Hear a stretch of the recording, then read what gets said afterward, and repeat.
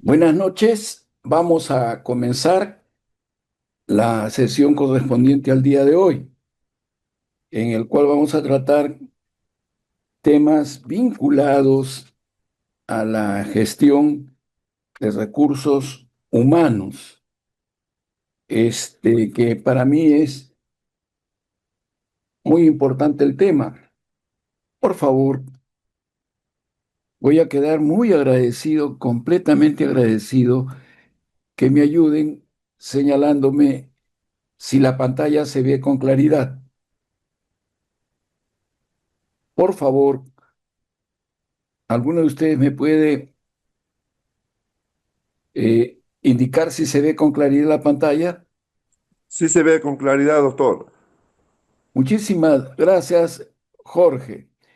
Vamos entonces a comenzar la exposición y el módulo 5 va a tratar aspectos conceptuales, la ética y la función pública. El aspecto de la ética ha cobrado mucha mayor importancia, así como la integridad y la lucha contra la corrupción. Y es tarea encargada a las áreas de recursos humanos, primero en promover las conductas éticas, ¿no? Y también en luchar contra la corrupción. Entonces, vamos a ver algo referente a estos aspectos. Primero, partimos de las responsabilidades que hay en el ejercicio de la función pública. ¿Qué cosa es la función pública? Ya lo dijimos anteriormente, ¿no? Es el desempeño de funciones para el Estado o en representación del Estado, de las entidades públicas, ¿no? Entonces, cuando una persona actúa para el Estado en representación del Estado, está ejerciendo lo que llamamos función pública. Y la lógica también y la parte legal señala que quien ejerce función pública es empleado del Estado, funcionario público, servidor público, alguna de esas categorías. Muy bien. Pero aquí vamos a hablar de responsabilidades en el ejercicio de la función pública, los que están trabajando para las instituciones del Estado. La responsabilidad indica la obligación del servidor o funcionario de desempeñar sus funciones de acuerdo con la ética y normas de la materia, siendo pasibles de sanciones administrativas, civiles y penales por las consecuencias negativas de sus decisiones. Es decir, que si no se actúa con apego a las normas, a las disposiciones que regulan el trabajo, entonces podríamos ser objeto de sanciones, que pueden ser civiles y penales. No, ¿por qué? Porque el ejercicio de la función pública trae consigo la responsabilidad. Y tenemos tres tipos de responsabilidad que vamos a tocar acá. Hay una cuarta que no la vamos a tocar, que es la responsabilidad política, ¿no? Que esa es propia ya de otros elementos. Bien, la responsabilidad, comencemos con la responsabilidad civil. Se produce cuando cierta actividad de los funcionarios provoca daño moral o material, sea a los administrados o a otros funcionarios o al Estado. Algunos no, en algunos países no le llaman responsabilidad civil, le llaman responsabilidad pecuniaria, porque tiene que ver con valores, con dinero, ¿no? Entonces, cuando en el trabajo que realizamos causamos un daño, puede ser moral o material, ¿ah? A una persona o a una empresa incluso, ¿no? Estamos hablando de los administrados, podemos incurrir en responsabilidad civil. También cuando, digamos, atañe a otros funcionarios o al mismo Estado. Entonces, la responsabilidad civil no significa cárcel, pero sí significa que tienes que devolver, tienes que pagar por el daño que has hecho. Ahora, si no tienes dinero ahorita, pues el juez puede ordenar que embarguen tu propiedad. Por ejemplo, si tienes una casa, un auto, no lo rematen, tomen el dinero para cubrir la responsabilidad civil y el resto que queda te lo entregan a ti. Muy bien. La responsabilidad penal se produce cuando los servidores y funcionarios ejecutan actos o comportamientos que constituyen infracciones consideradas delitos. ¿Y dónde están estos delitos? En el Código Penal. Entonces, La responsabilidad penal es por incumplir alguna o infringir alguno de los aspectos considerados delitos. Los delitos están en el Código Penal, ¿no es cierto? Y la responsabilidad administrativa señala las obligaciones que se derivan del ejercicio de las funciones de un cargo.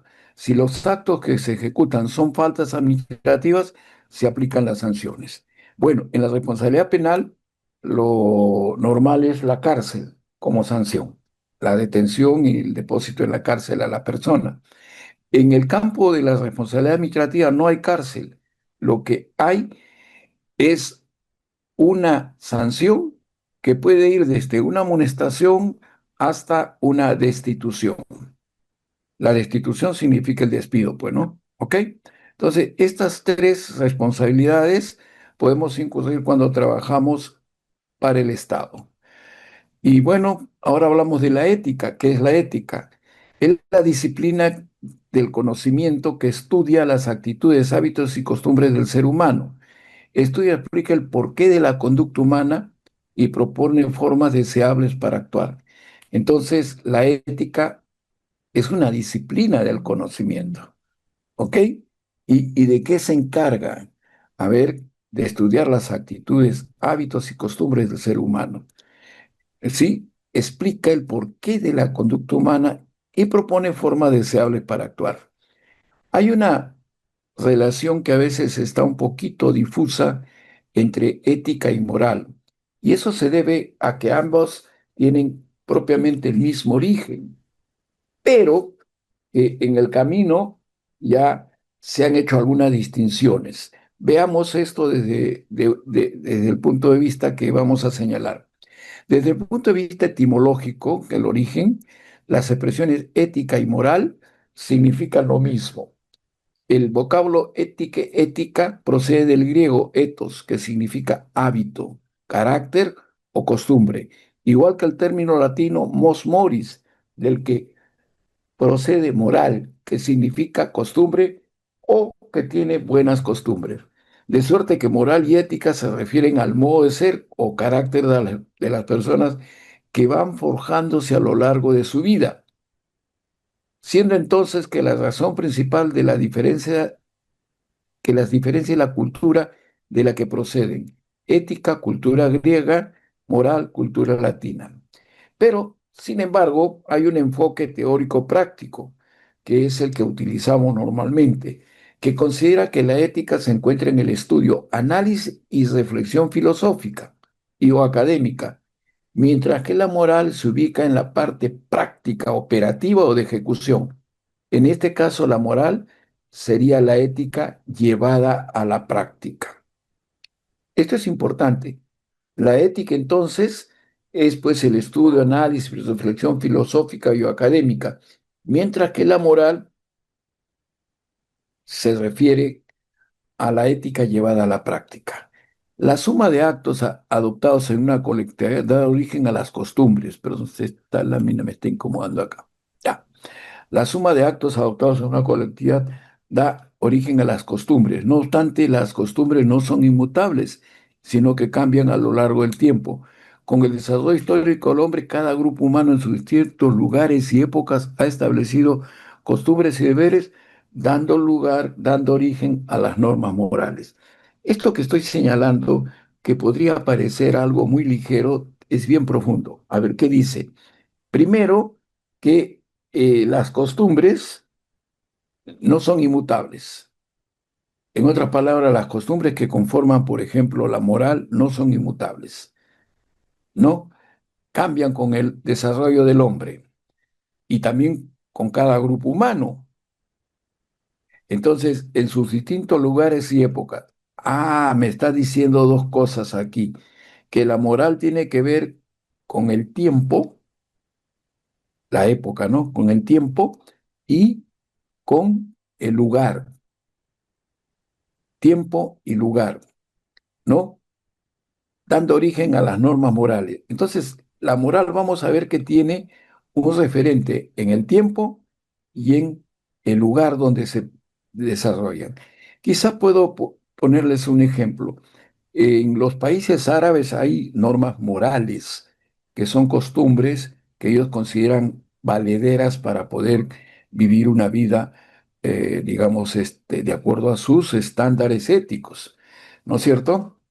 Pero esas normas morales de los países árabes no son las que tenemos nosotros o las que tienen en los países de Europa necesariamente, ¿no? Entonces, ahí hay un cambio en función de un elemento, el lugar, ¿no es cierto? Ahora, también puede ser en función de la época.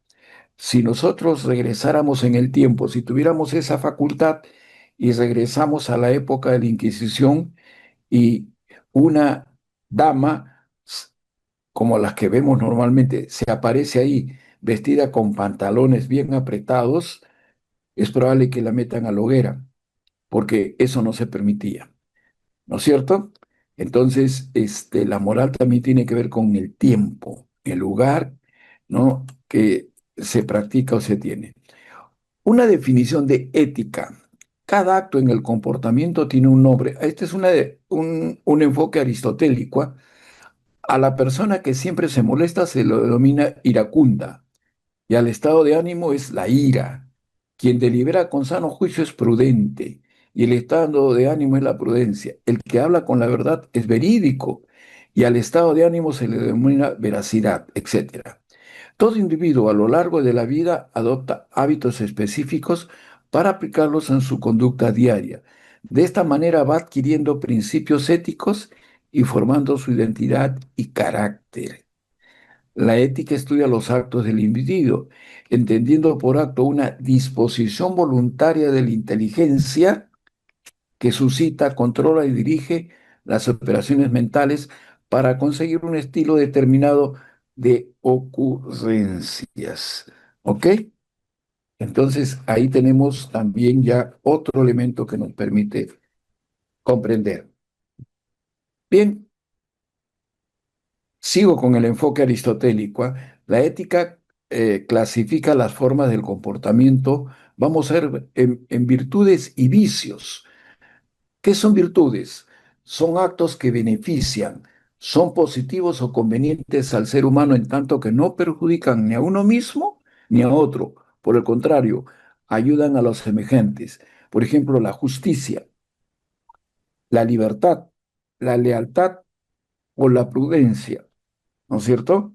Digamos, son virtudes.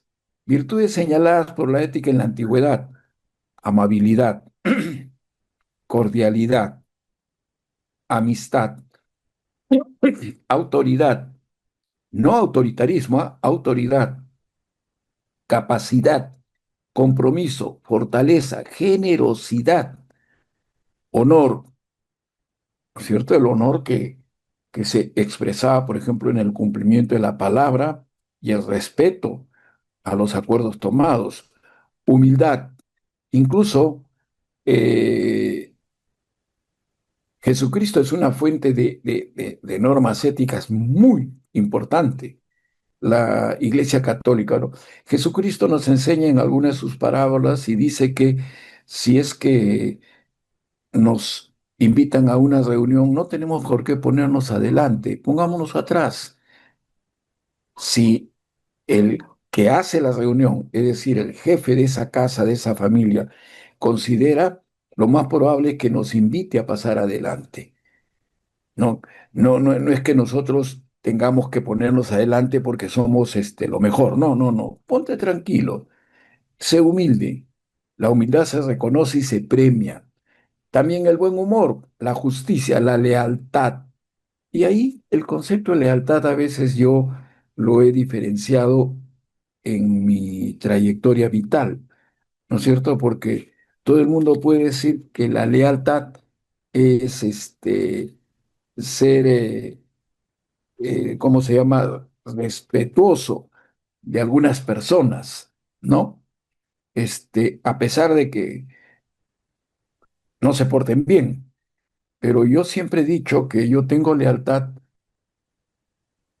con los principios, pero no con las personas necesariamente.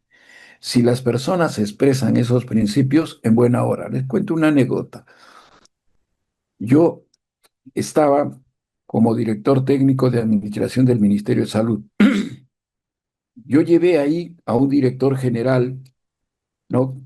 Al cual yo consideraba que era una persona muy capaz y consideraba también que se portaba muy bien, que tenía valores.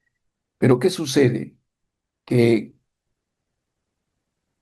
lo provocaron, de repente lo incentivaron mal y esta persona cometió algunos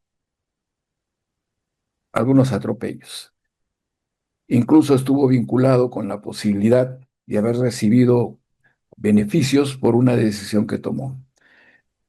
Entonces, yo lo que hice es hacer que mi asesora legal investigara el asunto y hiciera un informe. Una vez terminado el informe, lo elevé a la alta dirección, al ministro, al viceministro. El viceministro me llama y me dice, oye, tú no eres leal con esa persona. ¿Por qué? Le digo, tú lo has traído, tú lo has traído a trabajar con nosotros y ahora lo estás denunciando. Discúlpame, le dije, yo no lo he traído para que robe, yo lo he traído para que trabaje bien. Yo no tengo la lealtad del perro, le dije. Yo soy leal con los principios. Y él me preguntó, ¿cómo es la lealtad del perro? Tú tienes un perro, y así tú seas un criminal, un ladrón, lo que seas, cuando llegas el perro siempre te acaricia, siempre se acerca a ti. ¿De acuerdo? Yo no tengo esa lealtad. Si tú te portas mal o alguien se porta mal, yo no tengo por qué protegerlo, por qué ser, entre comillas, leal con él. Yo soy leal con los principios.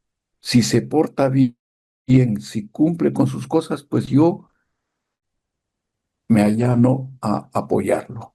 Entonces, hay pues, digamos, virtudes como es esta que les digo, ¿no? La lealtad, la libertad también, la magnanimidad, moderación, paciencia, prudencia, respeto, sabiduría, sinceridad, sobriedad, templanza, valor, veracidad o franqueza. Entonces, están viendo ustedes cuáles son las virtudes éticas que desde la antigüedad vienen. Ahora, ¿cuáles son los vicios? Los vicios son lo contrario, actos que perjudican, son negativos o inconvenientes, porque no benefician tanto al que los realiza ni al que las recibe. Siendo ejemplo de ellos la injusticia, el despotismo, la traición o la imprudencia. Algunos vicios señalados en la ética clásica son la ambición, la ira, la adulación. Este me interesa mucho resaltarlo, la adulación. En el Perú hubo un sociólogo que escribió un libro por los años 70, Delgado, si no me equivoco, se apellidaba, y era acerca del arribismo en el Perú, el título del libro. Y en él planteaba que en el Perú de esa época, y vamos a ver cómo no hemos cambiado mucho, en el Perú de esa época, estoy hablando de los años 70, para poder arribar, es decir, subir en la escala social, había dos herramientas que se utilizaban. ¿Cuáles eran? Uno, el SOBE, y dos, el raje, decía él. ¿Qué cosa es el sobre? La adulación, pues. ¿No es cierto? ¿A quién se soba? Al poderoso. Señor, usted es lo máximo. ¿Qué sabia decisión ha tomado usted? Usted es una, es decir, adularlo. ¿Por qué? Porque como él tiene poder, nos va a poder dar algunos beneficios. Y el raje es hablar mal del competidor. ¿No es cierto? Entonces, cuando yo tengo alguien que puede hacerme sombra o una persona que puede estar peleando el mismo puesto que yo quiero, hablo mal de él. Eso en el criollo se llama rajar, raje. Entonces voy ante el superior y le digo, señor, yo no quiero hablar mal de fulano, pero me han dicho que el señor está, y comienzo a soltar, ¿no? Entonces, ese es el raje. Entonces, una cosa pues es esto, la adulación, que es un vicio, no es una virtud. La indiferencia, la cobardía. Hay mucha gente que no se enfrenta directamente, sino que busca que otros se enfrenten por él. La envidia, ¿no? La malevolencia, la vulgaridad o mal gusto, el desenfreno, la insensibilidad, la mentira, la jactancia, la pereza o la injusticia. ¿Está claro cuáles son, a ver, virtudes y vicios en términos éticos? Les hago una pregunta y a ver si alguno de ustedes me responde. ¿Llegar puntual es una virtud o un vicio? Llegar puntual es una virtud, porque revela que la persona que llega puntual por lo menos tiene dos características. La primera es ordenada y la segunda respeta el tiempo de los demás. Entonces, ¿cuál sería el vicio? Llegar tarde, no ser puntual. La deontología, la ética nos ilustra acerca del porqué de la conducta moral y estudia los problemas que se suscitan en la vida cotidiana, familiar y laboral o en la actividad profesional. Todo trabajador de la administración pública tiene o debe desarrollar un conjunto de principios profesionales o laborales que definen lo que debe hacer con relación a su trabajo en la administración, que ejerce a la población usuaria, a su profesión o a su institución y a sus compañeros de labores. La deontología profesional hace referencia al conjunto de principios y reglas éticas que regulan y guían una actividad profesional o laboral. Estas normas determinan los deberes mínimamente exigibles a los profesionales y trabajadores en el desempeño de su actividad. Entonces, ¿qué es la deontología? Yo de repente doy una definición muy pegada, ¿no? Y para mí la deontología es la ética vinculada al trabajo. Por ejemplo, la deontología médica. Los médicos tienen un código deontológico, un código que, de normas éticas que se aplican al trabajo de la medicina. Una de ellas es consentimiento informado. Yo tuve la mala suerte de perder a mi primera esposa por un cáncer, pero cuando le aplicaron la radioterapia, aparentemente se curó, ¿no es cierto? Y entonces los médicos prescribieron aplicarle pues una punción lumbar para sacar una muestra y ver si es que el cáncer no se había desperdigado por otros lados. Pero mi esposa tenía miedo porque algunas amigas le habían dicho que cuando te hacían la punción lumbar te quedabas, que ibas a perder movilidad, que ya no te ibas a poder mover. Entonces vino, me acuerdo, una doctora con una enfermera para hacerle la punción lumbar y mi esposa dijo que no. No, no, no quiero que me hagan la función lumbar. Estaba su hija, estaba yo, estaba su hermana también en ese momento. Por más que le dijimos, no pasa nada, la punción lumbar se aplica todo el tiempo y no sucede nada. La doctora, en aplicación de su código deontológico, nos dijo, no le puedo hacer la punción lumbar porque ella no quiere. Nosotros tenemos un principio, consentimiento informado. Ella ha sido informada, es persona consciente, pero no nos da su consentimiento, por lo tanto no puedo hacer lo que ustedes quieren, porque nosotros queríamos que le aplique la pensión lumbar para saber si ya pues se había desaparecido el cáncer, ¿no? Entonces la doctora se retiró. ¿Qué cosa aplicó ella? Su código ontológico, ¿no es cierto? Los contadores tienen un código ontológico, los abogados tienen un código ontológico. Ahora, que lo cumplan o no lo cumplan es otra cosa, ¿no? Muy bien. Por supuesto que en el caso de mi esposa, particularmente su hermana, la convenció y a los 15 días, creo, volvieron a pedir y le aplicaron la punción lumbar. Ok, en el aspecto de la ética hay que tener en cuenta los principios.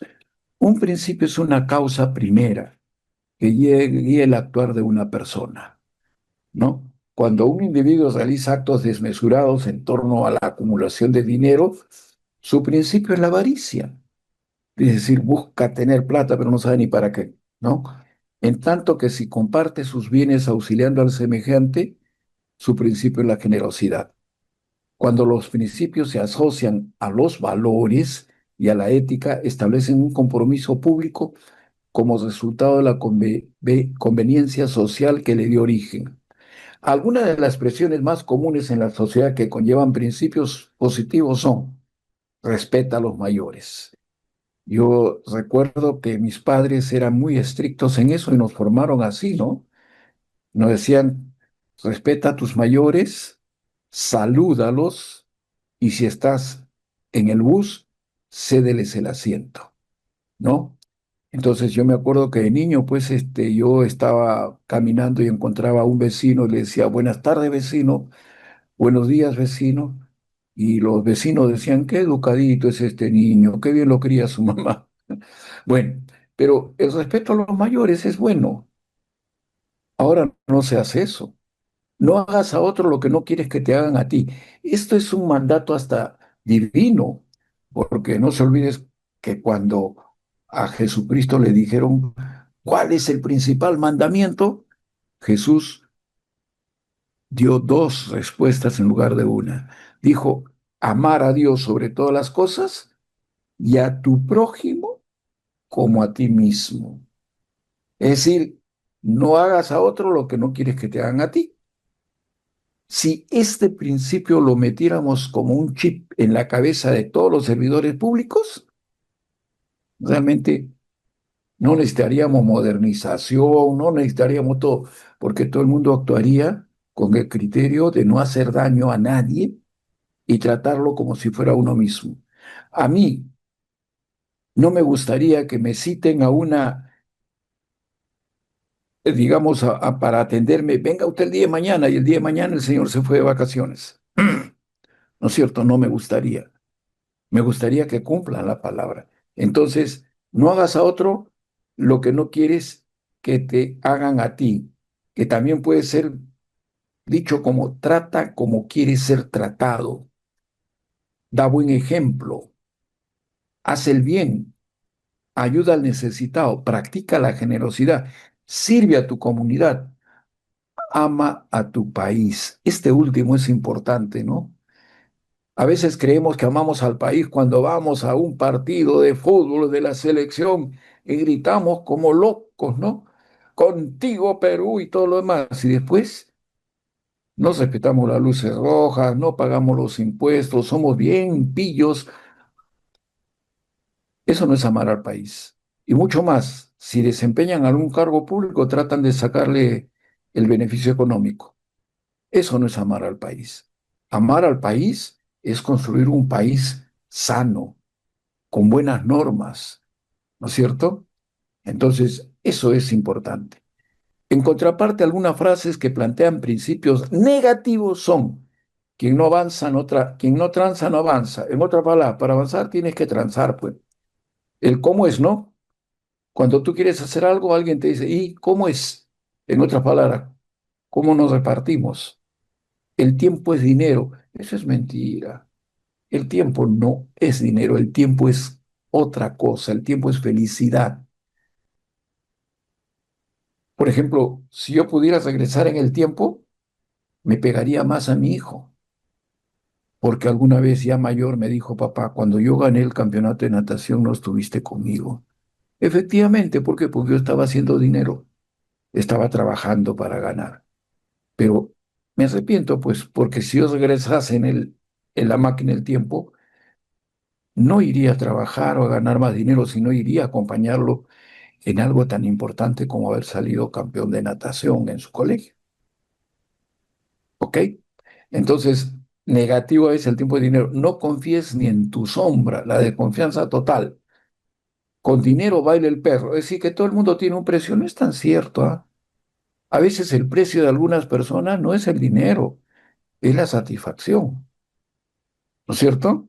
Si usted tiene un padre que es obrero y trabaja duro y tiene un hijo que ingresó a la Universidad de Ingeniería y el hijo viene en la noche y le dice, papá, me han pedido comprar un libro que no tengo el dinero. El papá le dice, ¿cuánto cuesta? Creo que 100 soles. Se mete la mano al bolsillo y le entrega los 100 soles. ¿Y para qué eran esos 100 soles? ¿Saben para qué? Para comprarse un par de zapatos porque lo que tiene ya tenía hueco. Entonces, ¿qué hace ese padre? Lo más probable es que agarre un cartón y le ponga el zapato para todavía que le dure un poco. Entonces, Lo que él no busca es dinero. Lo que él busca, ¿qué cosa es? La felicidad de su hijo, el desarrollo de su hijo. Él se ve proyectado en el hijo. Y acá hay otra cosa también que es un principio negativo, ¿no? Difama, que algo queda. A ver, eso creo que es un dicho nazi, ¿no? Miente, miente, que algo queda. Entonces, y qué bien lo aplican algunos, ¿ah? Los periódicos, por ejemplo, ¿no es cierto? Se tiran a un político enemigo y le dicen de todo. Lo primero le ponen una chapa. Lo segundo, le inventan delitos o cosas malas que ha hecho. Dicen que una persona habría afirmado así, ¿no? Entonces con eso lo van embarrando. Y una vez que lo han embarrado bien, hacen una encuesta. Qué graciosos, ¿no? Entonces la encuesta lo ponen como que fuera verdad. Entonces difama que algo queda, miente, miente, algo queda. Principio nazi, ¿eh? Todo el mundo tiene un precio, ya dijimos que eso no es tan cierto. Valores y cultura. Los valores es dar reconocimiento o valorar actitudes y conceptos como la justicia, la generosidad, la libertad, el honor, etcétera. Se reconocen como algo deseable, digno de ser imitado. Los valores se asocian a las virtudes. El conjunto de valores integran una cultura. Claro, el Perú tiene una cultura, ¿no? Acá hay antivalores en lugar de valores. Por ejemplo, a ver, no soy caído del palto. ¿Quién lo dijo? Un chino que fue presidente de Ladrón. No soy caído del palto. ¿Qué quiere decir eso? Que no soy sonso, pues. Entonces, eso es parte de la cultura peruana. Nadie quiere ser sonso, nadie quiere ser caído del palto. Todos quieren ser el vivo, el sabido. Me van a disculpar que diga una palabra, el pendejo. Que todo el mundo lo entiende.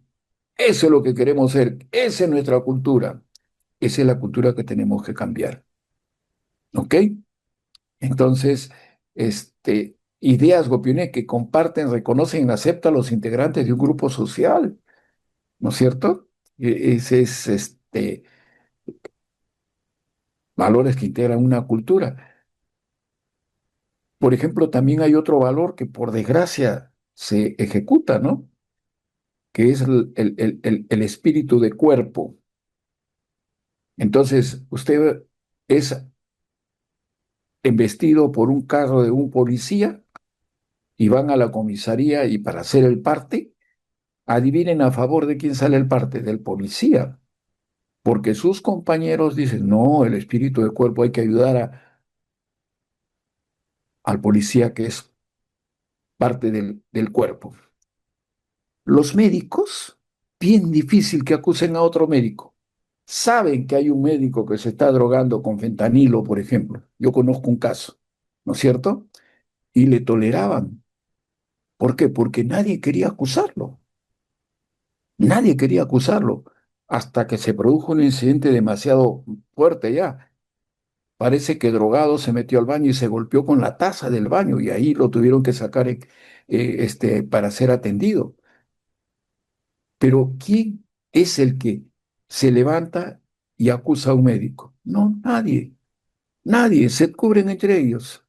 No, y cuando saben que alguien ha cometido un error y por eso hay un paciente que ha sido dañado, dicen, bueno, ese es un caso en 1 millón, se presenta, ¿no? Y también tenemos lo de los famosos congresistas, ¿no? Otorongo no come otorongo. Ese es pues el principio que le estoy diciendo, ¿no? Espíritu de cuerpo se llama, porque el principio real de donde viene es biológico. En la biología, si hay algo que el cuerpo no quiere retener, lo bota, lo defeca. En los organismos sociales no lo defecamos, lo conservamos. Y entonces por eso nos podrimos, pues. Bueno, pautas deseables de conducta proporcionan los parámetros para determinar qué actitudes son apropiadas. Valores supremos e instrumentales. Los valores supremos son aquellos que trascienden con el tiempo. La verdad, la justicia, la integridad, la libertad, la paz. Los valores instrumentales, ¿no? Son o medios para alcanzar los valores esenciales o supremos, el trabajo, la productividad, la economía, el respeto a la autoridad, la libertad de expresión, desarrollo personal, la igualdad de oportunidades. Bueno, estos valores, este, se dan en algunas sociedades. Muchos no se explican qué ha pasado con China. ¿Por qué China se ha desarrollado tan rápido? Bueno, es que China tiene una cultura distinta a la nuestra. La cultura de China proviene de Confucio, pero que predicaba cuestiones de ética para su sociedad. En la actualidad en China le tienen monumentos a Confucio y algo más. En la educación primaria se estudia a Confucio. Confucio dio algunos valores que voy a mencionarles. Por ejemplo, ¿qué es lo más importante en nuestra sociedad occidental y cristiana a la cual nos asimilamos? La persona, el individuo. Si usted ve nuestra constitución, dice, ¿no? Comienza con la persona humana. Ahí están sus valores, sus principios, sus deberes, sus obligaciones, pero también están sus derechos principalmente. Entonces, la persona frente al Estado, como que el Estado es el que lo quiere sojuzgar. Esa es nuestra mentalidad. ¿Es la mentalidad china? No, porque Confucio les enseñó de que antes que la persona estaba la familia. Entonces, ellos consideran que la familia es mucho más importante que la persona. Y ese concepto de familia lo han extendido al Estado. Entonces, los chinos ven al Estado como la familia extendida. En otras palabras, un chino puede sacrificarse por su familia. ¿Qué cosa predomina? ¿Qué valores? Los valores de la familia versus lo que nosotros tenemos que es el valor del individuo. ¿Qué otra cosa más enseñó Confucio? La jerarquía y el respeto, que eso se denota hasta cómo saludan los chinos.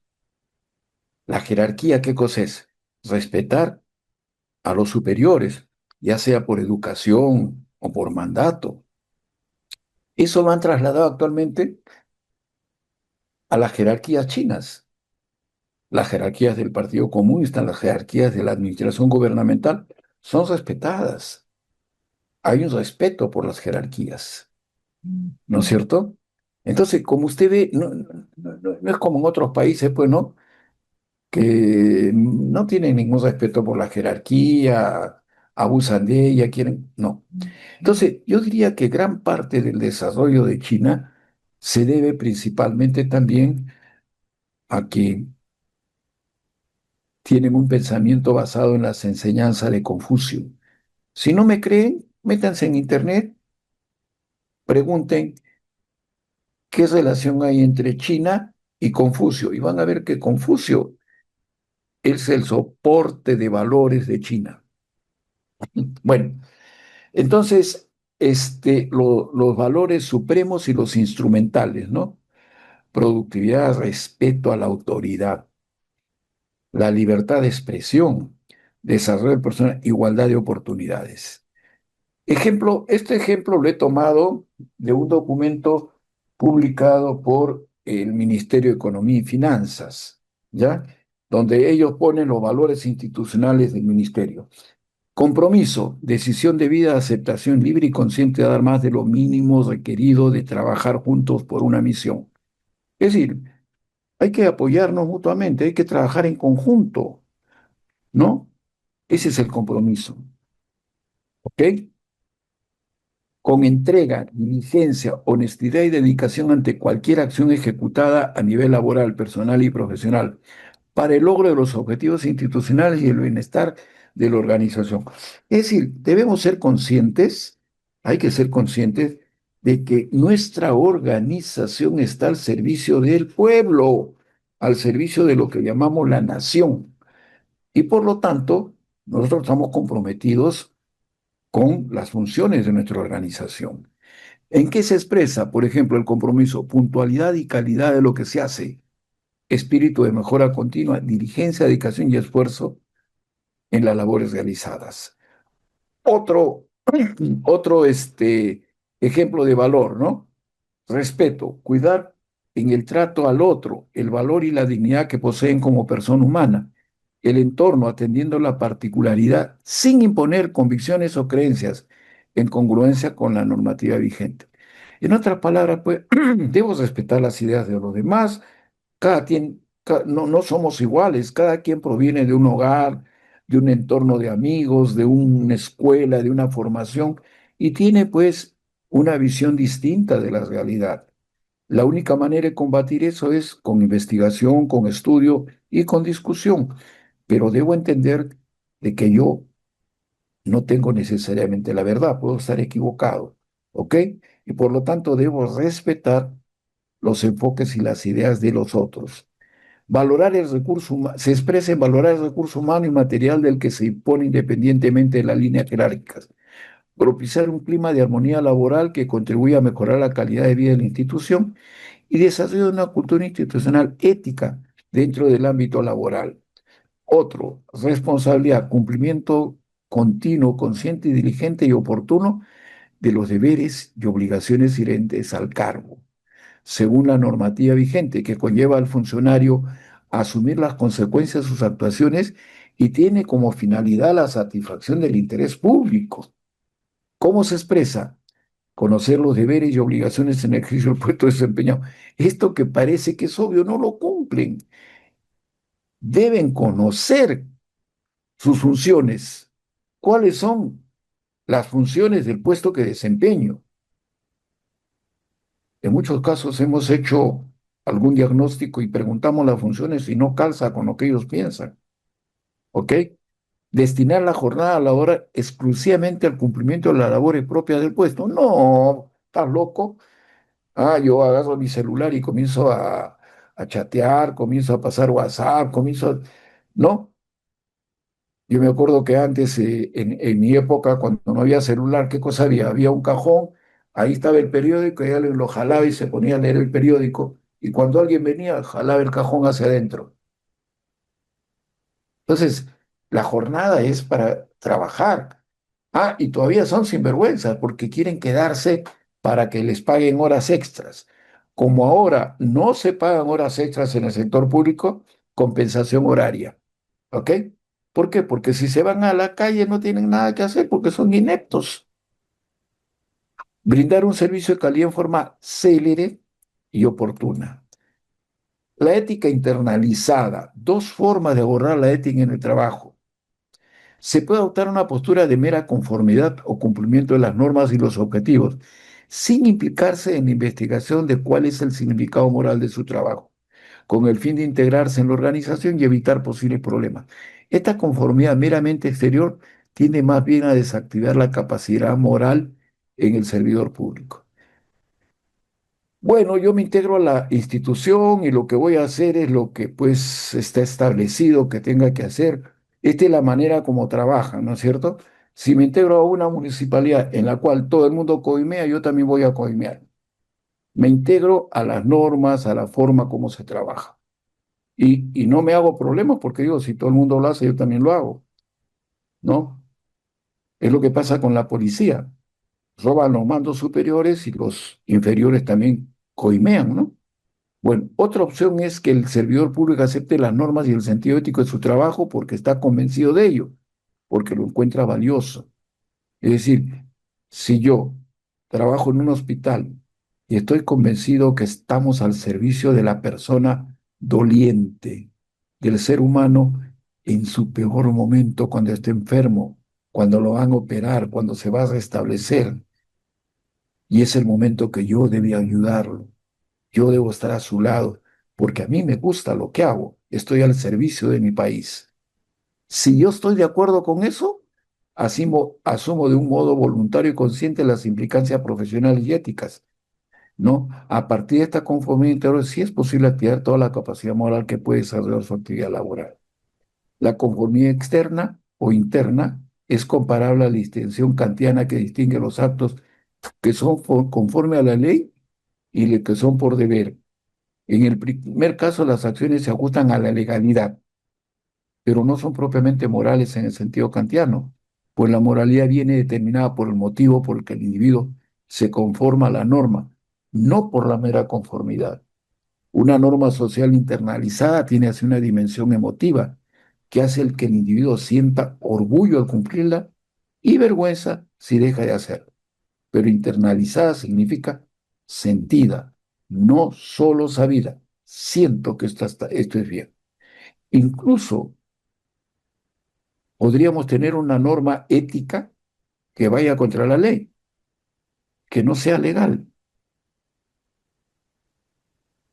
No sé si les puedo contar una anécdota personal, ¿no? Yo fui director técnico de administración del Ministerio de Salud. Estamos hablando del año 92 cuando se declaró la epidemia del cólera. Les abrevio, el Ministerio de Economía y Finanzas nos dijo que nos iba a dar plata para reparar los equipos de los hospitales, porque veníamos del gobierno de García, primer gobierno, y había destrozado todos los hospitales, unos 20 años de retroceso.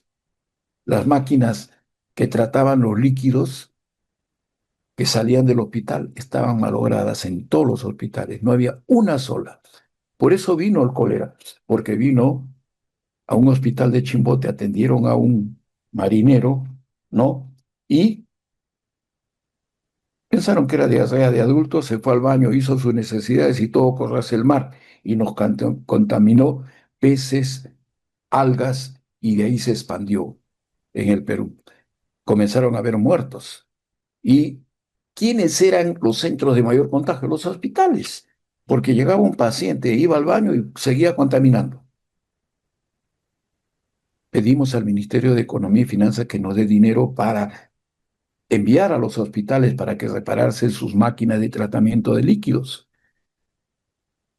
El Ministerio de Economía nos prometió que nos iba a dar, creo, 6 o 8 millones de dólares. Yo me acuerdo que me reunía con mi directora general de Economía, con mi director general de Logística, director general de Personal, yo era el jefe de ellos, y les preguntaba, ¿llegó el dinero de Economía? Nada. Prendía el televisor y veía que la gente moría por el cólera. Y entonces digo, qué lástima que no podemos hacer nada, no tenemos plata. Y mi directora de economía me dice, Pepe, sí tenemos plata, pero no podemos usarla. ¿Cómo que esto? Tenemos una partida de PL 480 que es la ley pública 480 de Estados Unidos con la cual se monetariza la ayuda en alimentos y me dice ahí tenemos como no, 8 o 9 millones de soles. Entonces le digo, ¿por qué nos repartimos de ahí? Porque Pepe, eso es malversación. Entonces yo le dije, déjeme unos 10 minutos, voy a pensar. Me puse a pensar y pensé, mañana voy a tomar desayuno con mis hijos, prenden el televisor y veo que la gente se está muriendo. ¿Por qué? Porque yo soy un cobarde que no tomo una decisión. Llamé a la directora de economía y le dije, vamos a usar ese dinero. Prepárame una carta donde yo te ordeno a ti hacerlo, para que tú no estés implicada. Me la trajo, la firmé y comenzamos a disparar el dinero, me acuerdo. En ese tiempo era cheques, porque no había, pues, como ahora, flujo bancario. El ministro me llama y me dice, José, me están llamando de los hospitales para agradecerme que les está llegando los cheques para reparar las máquinas. Vamos a parar el cólera, así me dice. Entonces me dice, felizmente que Economía nos dio la plata, ¿no? Y le digo, doctor, usted es amigo del viceministro de Economía de Jalilé, ¿por qué no le habla para que nos manden la plata? ¿Qué? ¿No nos han mandado? ¿Y de dónde estás sacando dinero tú? Me dijo así. Pues yo le dije, doctor, usted es profesor de Cayetano, yo también he trabajado ahí, y un día me llamó usted y me dijo que quería que lo acompañe en el ministerio. Había evaluado mis condiciones y considera usted que soy una persona honrada. Por lo tanto, lo que le pido es que no se involucre. Confíe en mí que estoy haciendo algo que no es robar. Y así fue. A los 20 días llegó el dinero de Economía y Finanzas. Por supuesto que la contadora tapó todos los huecos, pero un auditor con un buen nivel de preparación identificaba que se había tomado plata que no estaba destinado para eso. ¿Mm? Y eso es un delito. Es decir, que yo había ordenado cometer un delito. Ahora, la prescripción era los 10 años. 10 años que viví con el nudo de la corbata en la garganta. Me acuerdo que con mi esposa, cuando se cumplió los 10 años, descorchamos una botella de vino y nos los tomamos celebrando. Por eso, ahí había un dilema ético para mí. Respetar la ley y la gente moría, o vulnerar la ley porque la ética está encima de la ley. Y la ética me decía que debo conservar la vida de la gente. Bueno, la ética de la neutralidad, la ética y la estructura. La ética y la neutralidad consideramos que lo único que hacen los servidores es cumplir las leyes y las órdenes. Es lo que yo hubiera hecho si no tomaba el dinero, ¿no? Y la ética de la estructura que también pueden hacerse responsables de las acciones de sus organizaciones. Necesitamos una ética que exija a los servidores públicos preguntarse por la moralidad de los fines existentes tras toda orden o norma. Problemas o dilemas que pueden generarse en el servicio público. Corrupción, soborno, corrupción, favoritismo, nepotismo, amiguismo, fraude y robo de recursos, conflicto de intereses. Esto es importante, ¿ah? Vamos a verlo más adelante. Uso inapropiado de la autoridad, mal uso y manipulación de la información, tratamiento inapropiado de colegas o ciudadanos y clientes, desperdicio y abuso de los recursos de la organización. Este es bien común. Me recuerdo una vez que había una secretaria que estaba agarrando unas hojas de papel y las rompía, ¿no? Y las botaba. Y yo le digo, oye, pero ¿por qué botas esa hoja si no está usada? Volteé y me dice, ¿a ti qué te importa? ¿Es tu plata? Para ella, las hojas de papel eran plata de nadie y podía hacer lo que quisiera. Clientelismo, mala conducta en tiempo privado, ¿no? Criterios para evaluar la conducta de los agentes públicos, ¿no es cierto? Que es de eso lo que estamos tratando. Uno, el vacío ético. Hay quienes deciden y no responden por sus actos. Hay impunidad. Al directivo solo interesa a los demás como fuente de recursos. Vacío ético es cuando no pasa nada, hombre. Haz nomás las cosas. Dualidad, hipocresía o lógica. Se dice una cosa y se hace otra, ¿no es cierto? Es decir, yo vengo y le digo a la gente, señores, yo soy su nuevo director general, les pido que trabajen para el bien del país, hay que cuidar también los recursos del Estado con mucho celo. Y soy el primero que soy un haragán, un ocioso, no estoy bien preparado y utilizo los recursos del Estado como me da la gana. Hay una dualidad, ¿no? Lo que digo no se condice con lo que hago. Y la ética de mínima es cuando, ¿para qué te vas a esforzar mucho? Cumple lo mínimo de tu trabajo y se acabó. No, es que mira, yo ya terminé todo y veo que hay otros puestos que están cargados de trabajo, me gustaría ir a ayudarles. ¿Para qué? Tú cumple con lo tuyo, con lo mínimo necesario. Se acabó. La ética aplicada a la función pública es de vital importancia porque tiene como eje central la idea de servicio, es decir, las tareas y actividades que realizan los servidores públicos están orientadas a la satisfacción de la pluralidad de intereses de los miembros de la comunidad.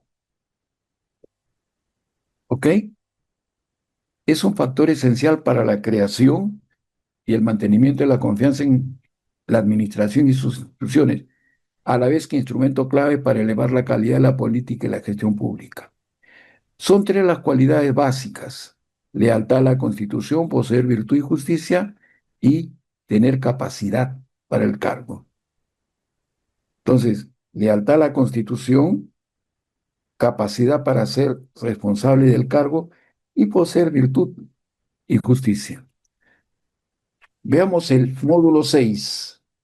Aquí vamos a analizar la ley del código ética y la reflexión ética. Hay una ley, la 27815, ley del Código de Ética de la Función Pública, que tiene vigencia. En algún momento se ha derogado el reglamento de la ley, pero la ley no. ¿De acuerdo? Entonces, la ley tiene principios, ¿no? Tiene deberes y tiene prohibiciones. Vamos a ver cada uno de ellos, si me permiten. Pero antes, veamos lo que la ley misma dice de los principios, los deberes y las obligaciones. Habla de la función pública y del empleado público. A efectos del Código de Ética se entiende, miren, por función pública, toda actividad temporal o permanente, temporal o permanente, remunerada u honoraria, no importa que no me paguen, pero es una actividad que realiza una persona en nombre o al servicio de las entidades de la administración pública, en cualquiera de sus niveles jerárquicos. Entonces, basta que una persona realice funciones en nombre o al servicio de las entidades de la administración pública para que entendamos que esté ejerciendo función pública. Y si ejerce función pública, más adelante va a decir la ley que es empleado, funcionario, servidor público. Y también el texto es el siguiente: para los efectos del presente código se considera como empleado público a todo funcionario o servidor de las entidades de administración pública en cualquiera de los niveles jerárquicos, sea nombrado, contratado, designado, de confianza o electo que desempeña actividades o funciones en nombre del servicio del Estado. Para tal efecto, miren lo que dice acá: no importa el régimen jurídico de la entidad en la que se preste servicio, ni el régimen laboral o de contratación al que esté sujeto. ¿Qué le importa? Que desempeñe función pública, que desempeñe actividades o funciones en nombre del servicio o al servicio del Estado. Yo, cuando he trabajado en alguna entidad, un taller de ética, he hecho una evaluación, ¿no? Del clima ético que digo. De repente lo pueden hacer ustedes en alguna oportunidad. Aquí pongo los principios que vamos a ver ahora, y aquí pongo la valoración que tienen, ¿no? El 5 es que se cumple al máximo el principio, el 1 es que está muy bajo el cumplimiento. Entonces, como usted puede ver, en cuanto a principios, esta es la valoración que saqué en un trabajo que hice en una entidad. En cuanto a deberes, ¿no? Por ejemplo, responsabilidad tenía el más alto puntaje. La discreción era un puntaje muy bajo, ¿no? Y aquí tenemos prohibiciones. Esto me ha servido para tratar de reforzar lo positivo y tratar de levantar, de morigerar aquello que está muy calificado muy abajo. ¿Ok? Ahora, lo interesante es que si hago esto, puedo obtener, lo normal es que sea anónima o con un código, ¿no? De tal manera que yo sepa, por ejemplo, si es hombre o mujer y la edad que tiene aproximadamente. De tal manera que puedo sacar resultados por sexo, ¿no? Quienes tienen una valoración distinta, o por áreas, o por edades. Gente menor a 30 años, gente entre 30 y 50 y gente de 50 a más. Ahí tenemos entonces los, perdón,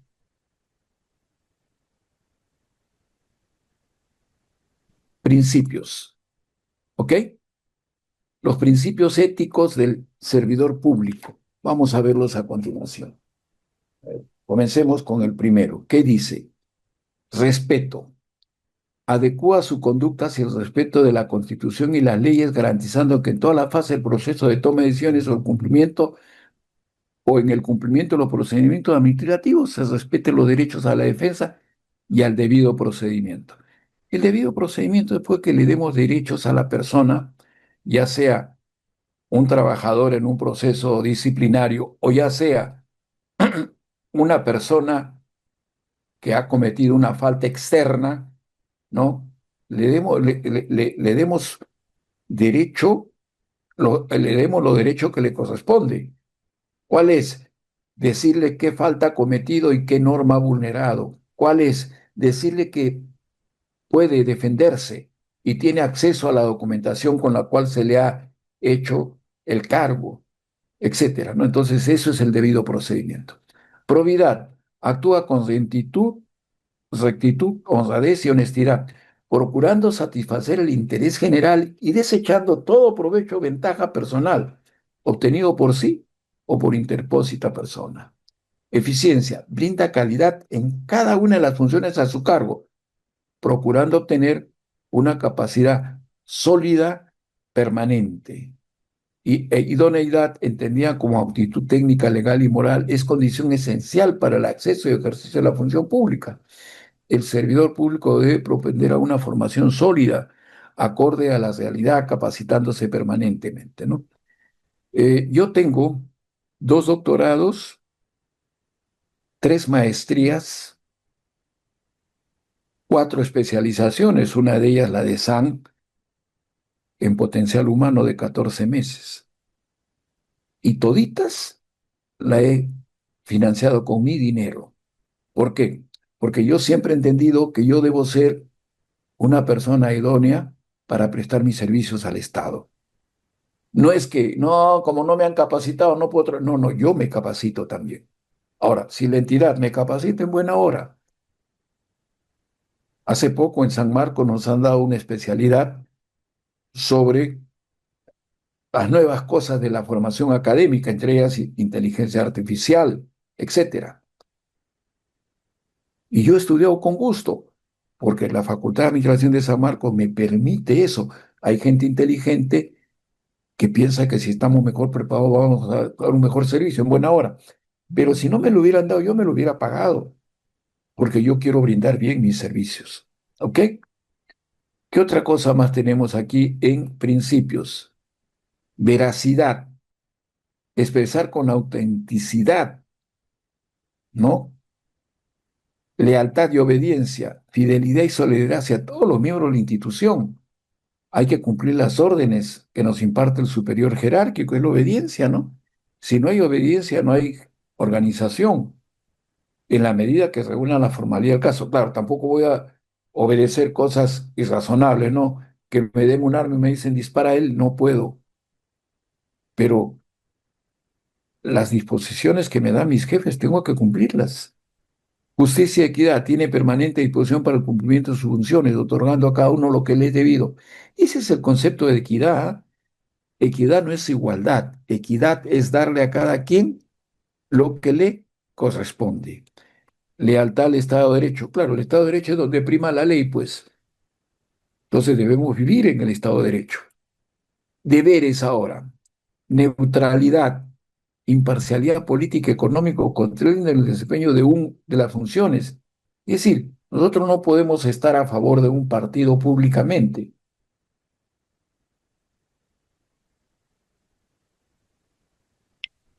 lo cual no quiere decir que no dejemos de tener militancia en un partido si queremos, pero no podemos aprovechar el cargo para dejar de ser neutrales. Transparencia, hay que ejecutar todo de manera transparente. Los actos públicos tienen carácter público y la información pública es accesible al conocimiento de toda persona natural o jurídica. La ley de acceso a la información pública dice que toda la información pública es pública, excepto 3 cosas. ¿Cuáles son? Primero, información sobre la defensa nacional. Segundo, información sobre la seguridad interna. Y tercero, información sensible por la privacidad de las personas. Usted no puede ir al hospital y pedir mi historia clínica porque no se la van a dar. Tengo que autorizarla yo. Esa es una información de privacidad de las personas. Pero el resto, las actas de los directorios, los informes, todo, eso es de acceso libre. Y ojo, lo que la Constitución dice es que usted no tiene que justificar para qué lo quiere. Simplemente lo pide y se lo tienen que dar. Hay que también guardar discreción, reserva. Reserva no es igual que secreto, ¿ah? Ok.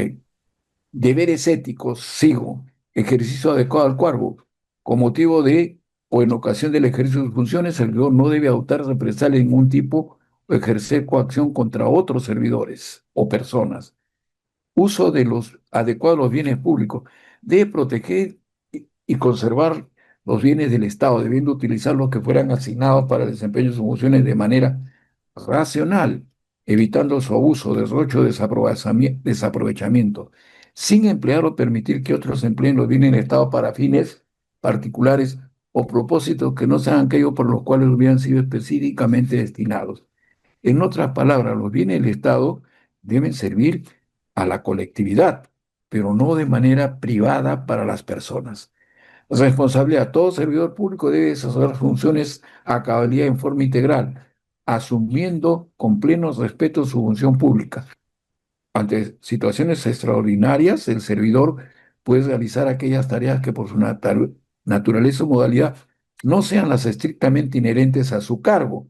Vamos a poner, hay un terremoto, pues no, yo no puedo decir, no, yo no puedo ayudar a recoger a la gente porque eso no está en la función de mi cargo. Ahí me olvido de eso y las circunstancias hacen que yo tenga que apoyar, ¿no es cierto? Todo servidor público debe respetar los derechos de los administrados. Ujú. La ley de procedimiento administrativo general tiene esos derechos especificados. Y las prohibiciones, está prohibido mantener intereses en conflicto, aceptar situaciones en cuyo contexto sus intereses personales o labores económicos financieros podrían estar en conflicto con el cumplimiento de los deberes y funciones a su cargo. Vamos a ver esto más adelante. Obtener ventajas indebidas, obtener o procurar beneficios o ventajas indebidas para sí o para otro mediante el uso de su cargo, autoridad, influencia o apariencia de influencia. Y realizar actividades de proselitismo político, pues no. No puedo usar los bienes del Estado para hacer proselitismo político. Ahora en la campaña que viene de, ¿cómo se llama?, de las elecciones, vamos a ver cómo algunos sí lo hacen. Creo que el presidente del Congreso ya comenzó, ¿no? El Rospigliosi ha comenzado pues ya parcializándose y utilizando los recursos del Estado, hacer más uso de información privilegiada. Si yo tengo información privilegiada, no debería hacer mal uso de ello, porque esta información privilegiada podría generar ingresos mal habidos. Presionar, amenazar o acosar también está prohibido. Y viene un punto importante, la reflexión ética. ¿Qué es la reflexión ética? La reflexión ética, a ver, para comenzar, la ética yo creo que no se enseña como un curso, así como usted dice, entonces esto es así, así, B, esto, no, no. La ética se enseña de dos formas, con el ejemplo y con la reflexión. El ejemplo es el que usted da o que dan los superiores. Si yo veo, y yo he tenido jefes muy buenos, ¿ah?, que han sido mis mentores, el doctor Víctor García González, por ejemplo, que fue decano de la Facultad de Ingeniería, profesor de San Marcos, etcétera, yo lo considero uno de mis mentores. ¿Por qué? Porque él tenía una conducta ética bien centrada, ¿ok? Y hacía las cosas bien y correctas. Incluso alguna vez se quiso pelear conmigo, pero no porque él fuera malo, sino porque yo estaba actuando incorrectamente. Tuve que corregirme y me di cuenta que él estaba en lo cierto, en la verdad. Entonces, el ejemplo enseña la ética y el otro es la reflexión ética. Y la reflexión ética viene también de la iglesia, ¿no? Cuando nosotros vamos a confesarnos, los que somos católicos, nos piden que hagamos una reflexión ética que dice examen de conciencia, en qué me he portado mal, qué he hecho mal, he tenido envidia, ¿no? Examen de conciencia. Dolor de corazón, sentir pena porque eso que he hecho ha causado daño a otro. Y propósito de enmienda, voy a corregir mi conducta. Esas tres partes me parecen importantes que reflejan una reflexión ética, ¿no? Primero, ¿cómo estamos actuando? ¿Qué estamos haciendo?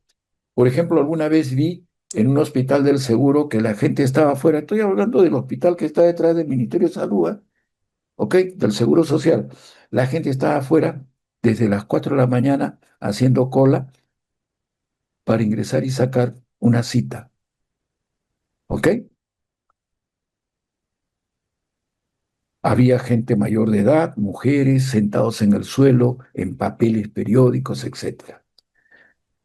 Y yo me acuerdo que conversé con una enfermera y con uno de los guachimanes y le dije, pero ¿por qué no dejan pasar a las personas si hay todo un área donde hay bancas y que se vayan sentando a esperar ahí? Y parece que reflexionaron que lo que estaban haciendo estaba mal y lo hicieron. Comenzaron a dejar que las personas pasen, se ubiquen e incluso le daban un ticket para ser atendidos de acuerdo al orden de llegada. Entonces, sintieron que lo que estaba haciendo estaba mal y efectuaron una corrección. Esa es una corrección ética, ¿sí? Usted puede hacer una reflexión ética. ¿Cómo trata a su hijo? ¿Está bien o está mal cómo lo está criando, lo está tratando? ¿Qué correcciones debe hacer usted?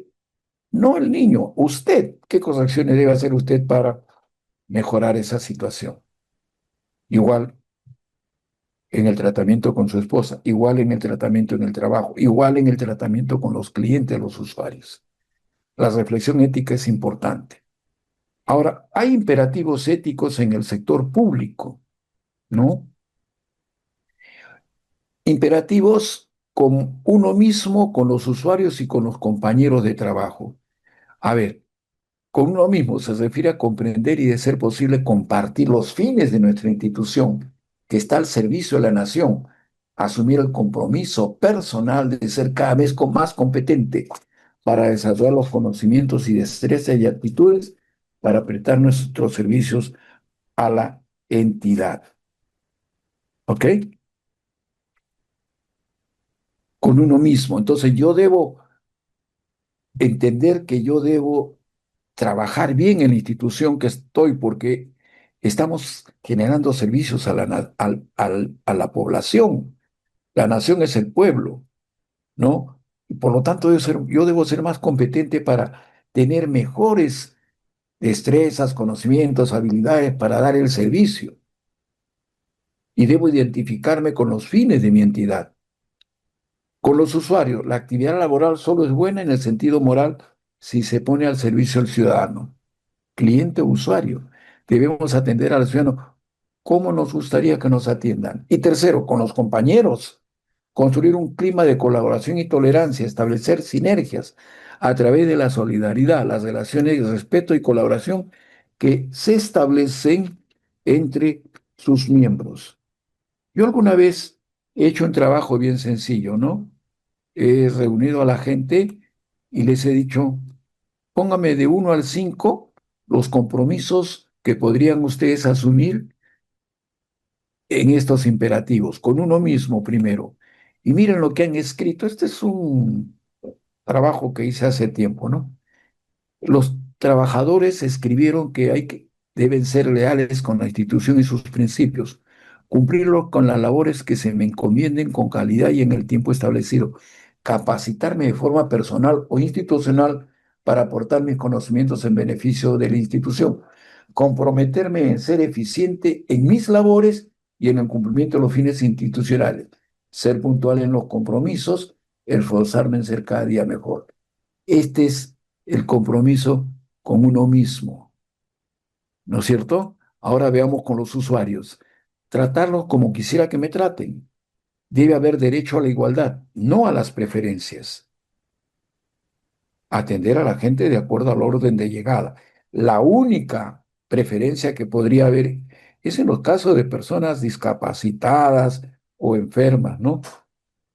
Entonces, ahí sí se puede hacer. Tolerancia, tratar en lo posible de escuchar y buscar la forma más idónea para resolver los problemas. Atender con la verdad y con respeto. Prestarles a los usuarios mayor atención y cordialidad. Y con los compañeros de trabajo, ser tolerante. Yo no tengo la verdad la pueden tener ellos. Estamos buscando la verdad con mis compañeros de oficina y toda la institución. También enseñar un poco lo aprendido y compartir experiencias, trabajar en equipo y aprender a hacerlo, aceptar las críticas para mejorar. A veces nos critican y nosotros pensamos que nos están haciendo daño, pero podríamos pensar que nos están beneficiando, porque esa crítica puede ser corregida, mejorada para yo poder ser mejor. Puntualidad, honestidad y cumplimiento. Bien, el otro tema que quedaba pendiente era conflicto de intereses. Veamos, un conflicto de intereses constituye cualquier situación de interferencia entre un interés público e intereses públicos, políticos o privados que puedan influir o que parezca influir en el ejercicio independiente y parcial y objetivo de una función.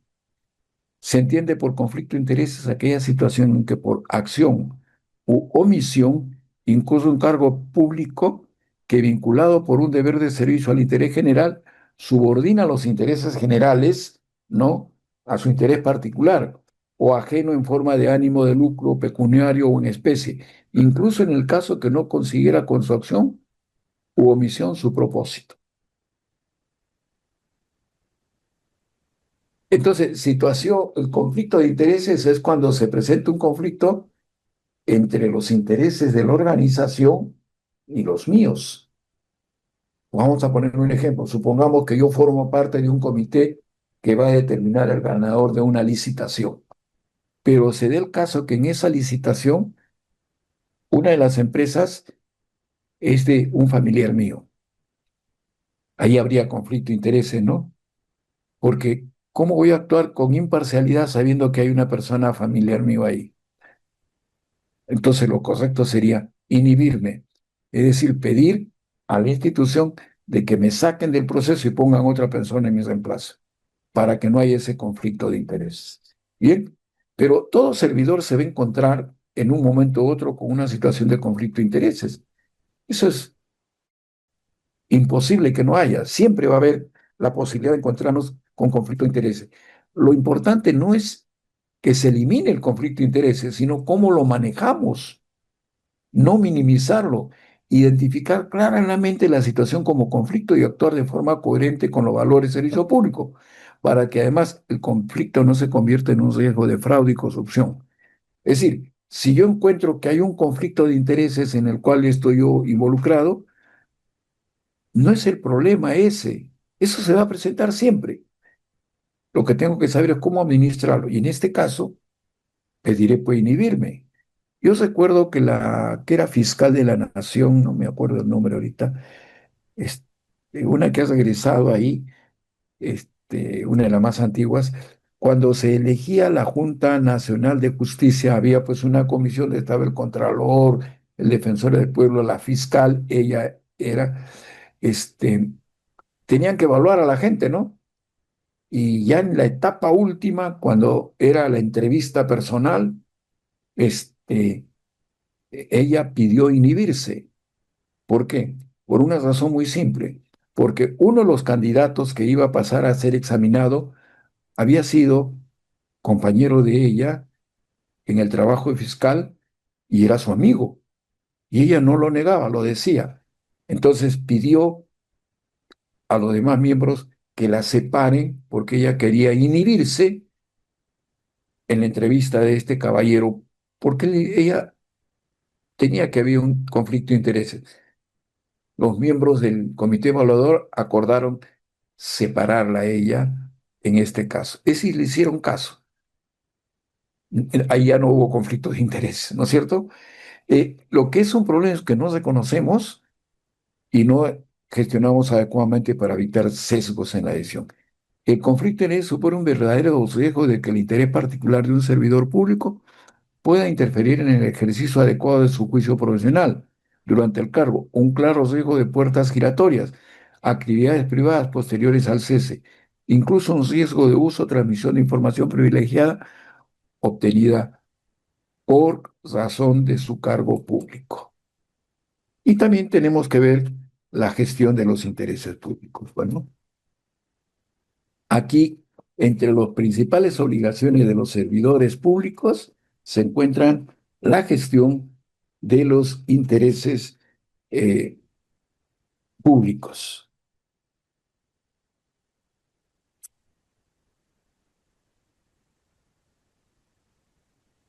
que le estén encomendados, pues, ¿no? Con imparcialidad, respeto a los intereses privados afectados, debiendo observar el régimen de incompatibilidades y conflicto de intereses sin implicarse en situaciones, actividades o intereses incompatibles con sus funciones. Abstenerse en los asuntos que concursa alguna causa que pueda afectar a su objetividad e imparcialidad. ¿No es cierto? Lo que hizo la fiscal de la Nación, pidió abstenerse. ¿Por qué? Porque quien iba a ser evaluado era su amigo, había trabajado con ella. Guardar las debidas reservas respecto a los hechos o informaciones conocidos con motivo del ejercicio de sus competencias. No aceptar regalos, favores o servicios en condiciones ventajosas que puedan condicionar el ejercicio de sus funciones. Yo, cuando estuve como director técnico de administración del Ministerio de Salud, en ese tiempo las licitaciones eran nacionales, el ministerio compraba para todo el país. Se hizo una licitación grande, grande, creo que tenía como 30 productos que se compraban y yo tenía que no firmar, visar los contratos. Y encontré que había un contrato que se repetía exactamente igual dos veces. Lo puse a un costado, al día siguiente le pedí a mi abogada, mi asesora legal, hazme el favor, de revisarme esto. Ella media hora después viene y me dice, Pepe, no lo firmes. ¿Por qué? Porque ahí se está transgrediendo las bases del concurso y tú serías responsable de eso si lo firmas. ¿Qué había pasado? Que en la base decía que la entrega era unitaria. Es como si yo le digo, le compro 200 naranjas, pero unitaria, quiere decir que me entrega todas. Y acá lo que habían hecho era partir la entrega. 100 te entrego ahora y 100 dentro de 15 días. Estamos hablando de medicamentos. Entonces yo me acuerdo que le dije, me explicó ella, pero qué curioso. En ese momento entré a mi secretaria, una de mis secretarias, porque tenía dos, y me dice, doctor, el doctor fulano de tal, de laboratorio tal, quiere hablar con usted. Era del laboratorio de ese contrato que yo había detenido. Lo hice pasar, por supuesto, yo escuchándolo con mi abogada también, ¿no? Y le dije en qué lo puedo atender. Y él agarra y lo primero que me mira y me dice, ah, caramba, creo que yo lo conozco a usted.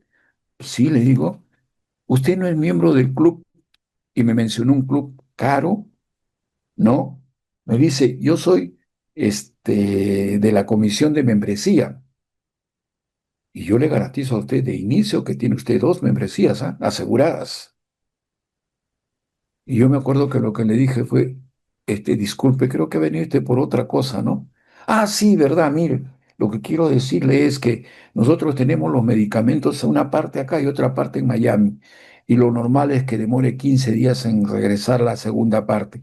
Podemos entregar la mitad ahora y la mitad después. Y yo le dije, bueno, ya lo he escuchado y veremos qué decisión tomamos.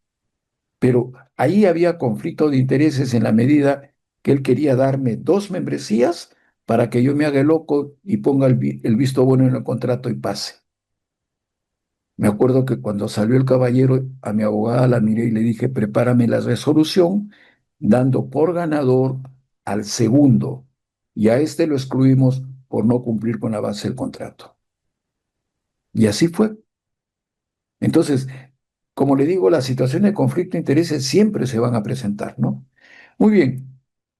Y a veces, pues, no solamente te ofrecen regalos, servicios, afrontar sus dilemas éticos y los conflictos entre su interés particular y el interés general de manera que no se comprometa el ejercicio independiente, objetivo e imparcial del deber público.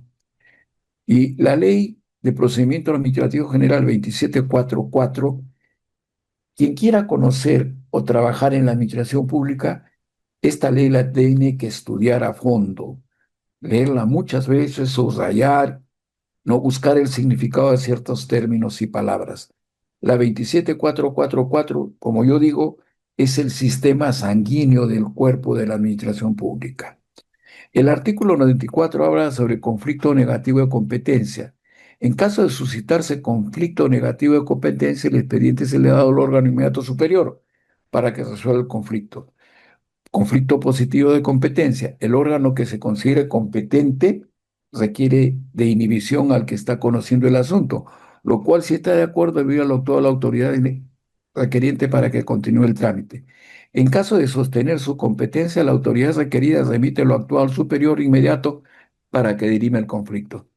La resolución de conflicto de competencia. En todo conflicto de competencia, el órgano al que se remite el expediente dicta resolución irrecusible dentro del plazo de 4 días. A ver, si yo me considero que no soy competente en la materia, le puedo pasar a otro, pero eso lo tiene que definir el jefe de los dos. Si alguien está abocándose a un asunto que yo considero que es de mi competencia, yo puedo reclamar la competencia al superior para que me la asigne. ¿Ok? La ley también conflicto de intereses. Causal de abstención. La autoridad que tenga facultad resolutiva o cuyas opiniones sobre el fondo del procedimiento puedan influir en el sentido de la resolución debe abstenerse de participar en los asuntos cuya competencia le esté atribuida en los casos siguientes. Si es cónyuge, conviviente, pariente entre el cuarto grado de consanguinidad o segunda afinidad con cualquiera de los administrados o con sus representantes, mandatarios o con los administradores de sus empresas o quienes le presten servicios. Si se presenta esto, debo pedir abstención. Si ha tenido intervención como asesor, perito, testigo en el mismo procedimiento, o si como autoridad hubiera manifestado previamente su parecer sobre el mismo, de modo que pudiera entenderse que se ha pronunciado. Ya se pronunció sobre el asunto, salvo rectificación de errores a la adhesión de recursos de consideración. Si personalmente, o bien su cónyuge, conviviente, o algún pariente dentro del cuarto grado de consanguinidad o segunda afinidad tuviera interés en el asunto de que se trate o en otro semejante cuya resolución pueda influir en la situación de aquel. Entonces, en esos casos, pues tengo que recurrir a este asunto. Cuando tuviera amistad íntima, enemistad manifiesta o conflicto de intereses objetivo con cualquiera de los administrados intervinientes, en el procedimiento que sean patentes mediante actitudes o hechos evidentes. Cuando hubiera tenido en los últimos 12 meses relación de servicio o de subordinación con cualquiera de los administrados o terceros directamente interesados en el asunto, o si tuviera en proyecto una concertación de negocios con alguna de las partes, aun cuando no se concrete posteriormente. También cuando se presenten motivos que perturben la función de la autoridad, ¿no? Por decoro, puede abstenerse o debería pedir abstenerse, ¿no? Perdón un ratito, acá hay algo malo, creo. A ver, ahí están los grados de consanguinidad que habla. A ver, primer grado, padres e hijos. Segundo grado, consanguinidad, hermanos, abuelos, nietos. Tercer grado, bisabuelos, nietos, tíos, sobrinos. Cuarto grado, primos. Afinidad, primer grado, cónyuge o pareja. También no se olviden la concubina, ¿no? También aquí se incluye incluso a la madre del hijo que tengo, aunque no me haya casado o solamente ha sido un choque y fuga y bueno, salió un niño. Esa persona también estaría en primer grado. Segundo grado, suegros, cuñados, yernos y nueras. Tercer grado, bisabuelos, bisnietos, tíos y sobrinos. Cuarto grado, primos. Aquí tenemos un ejemplo de conflicto de intereses que de repente puede ayudarnos mucho, ¿no? Esto lo he tomado de un texto del Ministerio de Economía y Finanzas. Un subdirector de un ministerio se entera con motivo de sus funciones con el gobierno impulsar el desarrollo turístico de una playa. Aprovechando que los precios de los inmuebles siguen baratos, el servidor público compra terrenos a nombre de su madre en el futuro desarrollo turístico. ¿Hay conflicto de intereses? Este subdirector se ha enterado con motivo de sus funciones. A ver, reflexionen ustedes. Otro, un funcionario desempeña como director general de una institución pública que regula y supervisa el sector salud.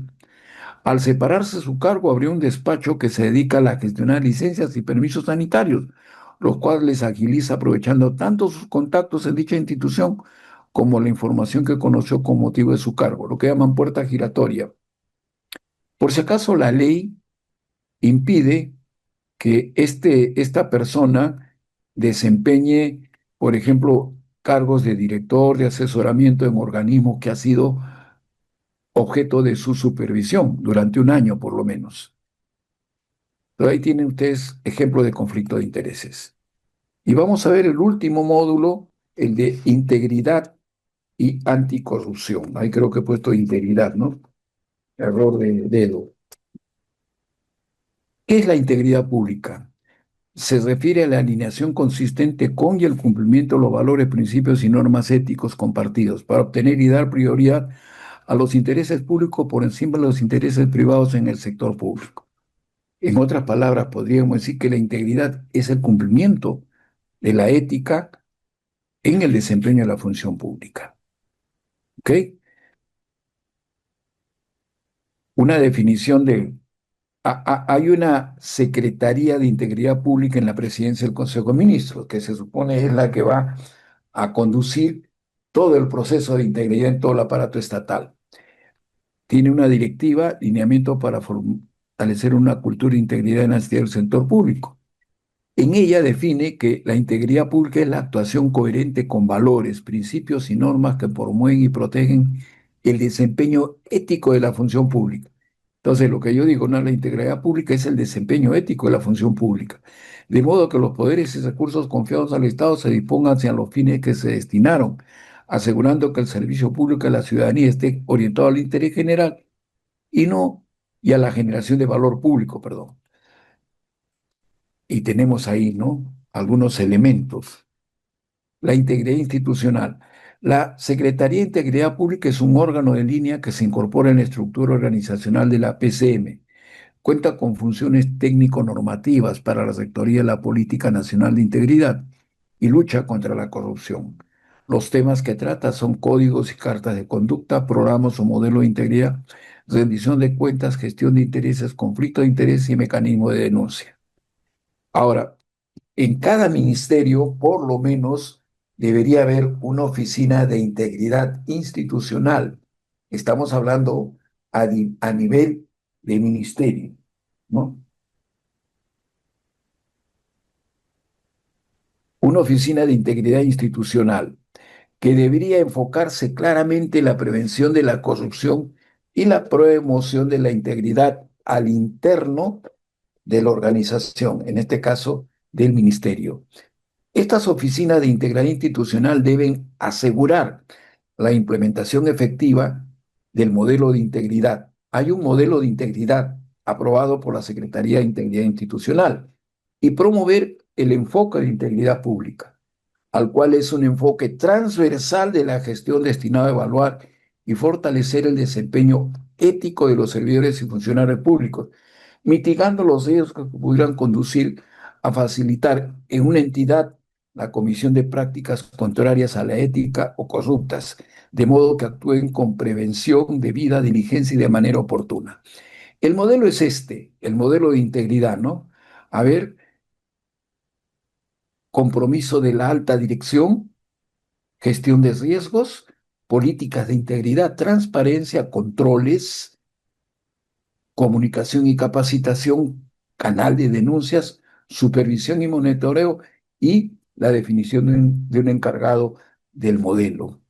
Entonces, el modelo es el conjunto de orientaciones dirigidas a fortalecer la capacidad preventiva y defensiva de las entidades frente a la corrupción y diversas prácticas contrarias a la ética.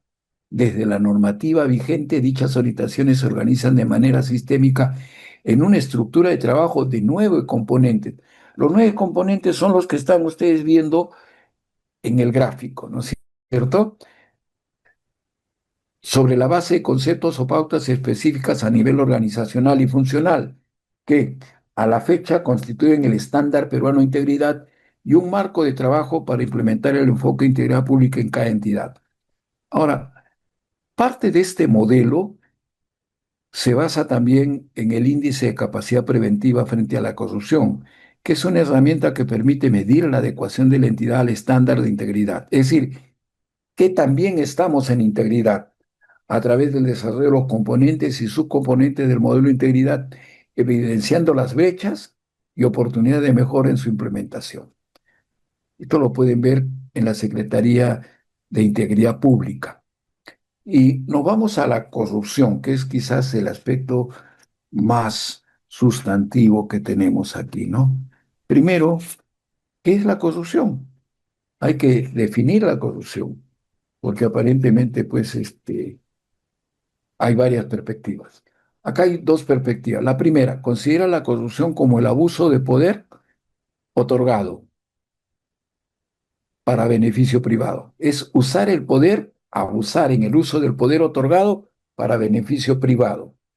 Bueno, privado para mí o para otras personas que yo quiera favorecer. Bajo esta definición es posible clasificar los actos de corrupción en tres grupos: corrupción a gran escala, corrupción política y actos de corrupción menores. ¿No es cierto? Entonces la corrupción a gran escala revela pues una organización criminal. La corrupción política, bueno, y la corrupción menor, ¿no? La segunda perspectiva consiste en el aprovechamiento de la función pública para garantizar el beneficio particular, el uso de sobornos, el clientelismo, el nepotismo, la venta de activos del Estado y la desviación de los ingresos del gobierno son los mecanismos a través de los cuales se dan los actos de corrupción. Y la anticorrupción es la lucha contra la corrupción y la promoción de la ética. Recoge el espíritu de uno de los acuerdos, de uno de los objetivos del Acuerdo Nacional, que consiste en formar un Estado eficiente, transparente, con promoción de la ética y erradicación de la corrupción. Entonces, pueden distinguirse cuatro elementos que caracterizan a la corrupción. A ver, toda acción corrupta consiste en la transgresión de una norma, generalmente, ¿no? Se realiza para la obtención de un beneficio privado, ya sea para mí, para mi familia, para mis amigos, pero es un beneficio privado. Surge dentro del ejercicio de la función asignada, es decir, es en el ejercicio de la función que me han asignado y que la estoy utilizando mal. El individuo corrupto interna siempre encubrir activamente su comportamiento. Es como yo decía que es como el gato, ¿no? Ustedes saben que el gato pues hace sus cochinaditas y las tapa, ¿no? Con tierrita. Bueno, algo parecido sucede aquí. ¿Ok? Y tenemos ahí, a ver, ¿cómo está el Perú en materia de, perdón, cómo está el Perú en materia de corrupción, anticorrupción, etcétera, ¿no? Primero veamos el marco legal. La mayoría de leyes ya existen. Creo que hay como 14, 16 normas vinculadas a la lucha contra la corrupción. Si por el número de normas fuera, nosotros seríamos un país donde no habría corrupción. El país menos corrupto es Uruguay, en América Latina. Y en Europa son los países nórdicos. Aquí el Perú es uno de los países más corruptos. Ujú. Bueno, pero tenemos un montón de leyes. Código de ética, la norma de integridad y anticorrupción, la ley del servicio civil, que tiene también una orientación a la anticorrupción, contra el nepotismo, declaración de bienes y rentas, declaración de intereses, cláusula anticorrupción. Somos tan, no sé cómo decirlo con una palabra apropiada, pero somos tan torpes o tan tontos que hemos puesto una cláusula anticorrupción en los contratos. En los contratos que firme el Estado debe haber una cláusula que diga, me comprometo a no corromper a ta. Oiga, pero ¿por qué tiene que poner eso? Si eso está en la ley, en el Código Penal y otras normas. Cumpla nomás. Es como si yo, para que me dieran el brevete, tendría que firmar un documento que diga, me comprometo a no pasarme la luz roja. Oye, un momentito, pero eso no está en las normas, las reglas de tránsito que yo debo aprender. Bueno, tenemos pues cláusula anticorrupción en los contratos y ese es un avance en la lucha contra la corrupción. Es para reírse, si no es para llorar, ¿no? Última, ley de exigencia incluir cláusulas anticorrupción en los contratos que celebran empresas con contratistas con el Estado. Tenemos incluso una norma ISO basada en una norma internacional, ¿no?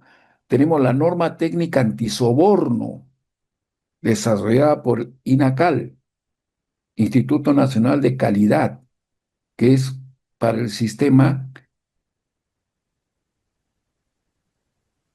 de gestión de la calidad. ¿Qué pasa en la práctica? El marco de integridad está fragmentado, todos quieren intervenir. Yo cuando he estado gestionando en la actividad pública, he sido gerente general de una institución pública, este, realmente tenía que atender como a 10 que me pedían información relacionada con la integridad. La Comisión del Congreso de Fiscalización, la Contraloría, el órgano de control interno, la Defensoría del Pueblo, es decir, la Secretaría de Integridad. Sigo sacando, todo el mundo interviene. El problema, hay problemas para implementar medidas de integridad. La educación ha descuidado la formación ética. Nos han formado en todo menos en valores. La educación tiene tres componentes. ¿Cuáles son? A ver, la, el conocimiento que te desarrollan. Un médico, ¿qué cosa tiene que conocer? Anatomía y todas las enfermedades. Segundo, las habilidades y destrezas que te forman. La habilidad para detectar una enfermedad, la habilidad para operar, ¿sí? Pero el tercer elemento es el para qué te dan todo eso. Para que cures a las personas, para que los atiendas en el momento más duro de su vida. Entonces, la educación es para la cabeza, el cerebro, para las manos y las piernas y para el corazón. Esta no se da. Formas abogados que conocen las leyes al revés y al derecho y su aplicación, pero no tienen valores. Formas contadores que se forman ¿para qué? Para eludir al fisco. Formas médicos para que se forman ¿para qué? Para llenarse de plata, sin importarles el dolor humano. Entonces, uno de los problemas es que la educación ha descuidado la formación ética. Y eso viene de la secundaria. En las entidades también hay pocos ejemplos que siempre valoren. Piensen ustedes en las instituciones actuales, a ver, copadas por estos partidos malulos que están en el Congreso, ¿no es cierto? Y que se han repartido la administración pública como le da la gana. ¿Qué ejemplos hay ahí? ¿Qué ejemplos hay en el Seguro Social? Con un señor ahí que reparte los puestos y las adjudicaciones como le da la gana. Y lo peor de todo, se percibe que hay impunidad. No te preocupes, no pasa nada, no va a suceder nada, no te va a pasar nada. Cuando hay impunidad, la corrupción crece. Elude responsabilidad por el temor punitivo. Hay los directivos buenos, aquellos que quieren cumplir, no quieren cumplir su responsabilidad porque temen a la Contraloría, porque la Contraloría ejerce un control punitivo. ¿Qué pasa en la práctica? Este es un estudio de la OCDE, ¿no? Donde dice que cuando se produce un delito, una práctica inapropiada, el 19% no sabe dónde denunciar. El 41% tiene miedo a las consecuencias. Dice, si denuncio va a haber represalias. El 36% no haría ninguna diferencia, piensa. Dice, ¿para qué voy a gastarme? Ah, me robaron el celular, voy a la comisaría a denunciar. ¿Para qué? Si igualito es, no va a pasar nada, no hay ninguna diferencia.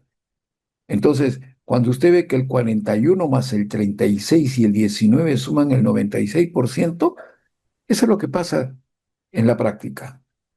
Y razones del avance de la corrupción en el Perú también tendríamos que chocarlo, pues en todo caso, ¿no? A ver, la creciente permeabilidad en amplios sectores de la población, que considera que es natural el uso de cuota de poder. El sistema de creencias morales y hábitos de conducta se ha resquebrajado. El utilitarismo exacerbado, todo lo que queremos es ganar dinero para tener, y el culto de la viveza. La corrupción se inserta en un proceso de movilidad hacia cualquier costo. Es decir, para llegar a tener casa, carro, propiedades, tienes que corromperte, si no, no puedes llegar. Quinto, la esfera política se percibe el divorcio entre la ética y la gestión pública. La acción política fija sus propios fines que debe perseguir a cualquier precio. Y acá tienen ustedes un poquito lo que yo considero los factores de la corrupción y cómo combatirlo. Quizás creo que hay una fórmula sintética de la corrupción, ¿no? Dice que cuando hay monopolio, ¿qué quiere decir? Que la decisión es el único lugar donde se toma en ese puesto o cargo.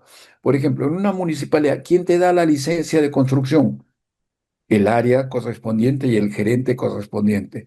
Oye, yo vivo en San Luis, pero quiero sacar mi licencia en San Isidro porque me dicen que ahí son menos corruptos. No puedes. Te fregaste, te quedaste en San Luis. ¿Ok? Hay un monopolio. Discrecionalidad. La ley está tan mal hecha que es de aplicación discrecional por quien la ejecuta. Yo me recuerdo un poquito un amigo que era frecuente que entre broma y serio dijera, ¿no? Para mis amigos todo, para mis enemigos la ley, lo decía así. En otras palabras, él tenía la discrecionalidad para aplicar la ley en sentido sancionador. Y la no fiscalización, pues no, no participa la población, no hay fiscalización, entonces las cosas corren. Y si a esto le agrega la impunidad, entonces surge la corrupción. Y entonces vamos a ver cuáles son estos factores. Monopolio, discrecionalidad, no fiscalización, impunidad, igual corrupción. Tenemos aquí, comencemos con el monopolio. Pocos cargos son los que toman decisiones con amplia libertad de decisión, lo que conlleva que sobrepasen su límite de autoridad y cometan actos corruptos. ¿Cómo combatirlo? Establecer formas de competencia interna, indicadores y metas, controles cruzados en decisiones importantes, rotación del personal. Benchmarking es compararse con los mejores, por si acaso, con entidades nacionales e internacionales, eventualmente tercerizar para inducir la competencia. Discrecionalidad, cuando hay un alto poder de interpretación de las normas por algunos funcionarios que pueden resolver como quieran. Como dice, para mis amigos todo, para mis enemigos la ley, ¿no? Hay una alta discrecionalidad y eso producto porque la ley es imperfecta. Hay en la PCM también, la Secretaría de Gestión Pública tiene un programa que tiene que ver con mejoramiento de la calidad regulatoria, ¿no es cierto? ¿Por qué? Porque conciben que las leyes están mal hechas. Incluso la Comisión de Indecopio y de Eliminación de las Barreras Burocráticas viene declarando la inaplicabilidad de casi 30.000 normas en los últimos años que ha funcionado. Gran parte de ellas son municipales. ¿Por qué? Porque a través de la norma ponen lo que le da la gana y hay una alta discrecionalidad. ¿Ok? ¿Cómo se combate esto? Se controla la discrecionalidad con normas claras y procedimientos sencillos, ¿no?